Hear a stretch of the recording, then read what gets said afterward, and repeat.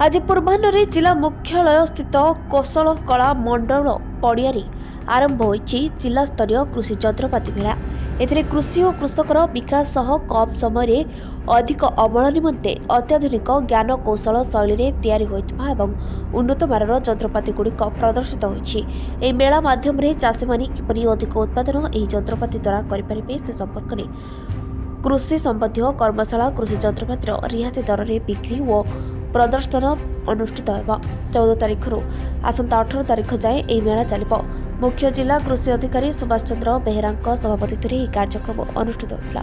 जिला परिषद अध्यक्ष श्रीमती देवकी साहू, जिला परिषद उपाध्यक्षा मिथिला माझी, पौर परिषद अध्यक्ष श्रीमती लिका साहू, अतिरिक्त जिलापाल श्री लंबोधर धरुआ, स्वतंत्र उन्नयन परिषद अध्यक्ष ब्रजकिशोर विषयी, जिला कृषि अधिकारी श्री सुभाष बेहेरा मंचास नथिले। पारंपरिक कृषि पद्धति बदल उन्नत शैलीर कृषि कार्य अत्याधुनिक कृषि यंत्रपाति द्वारा कृषक मानकर सामूहिक उन्नति हो पारिबा सहित कृषकर आय को द्विगुण हो पारिबो।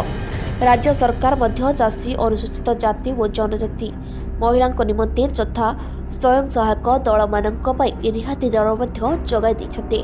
राज्य सरकार पक्षरु होइतबा एभली लोकाभिमुखी योजना द्वारा कृषि और कृषक आहरी अधिक विकास हो पारिबो बोली निमंत्रित अतिथि माने निजर मतव्यक्त प्रदान करथिले।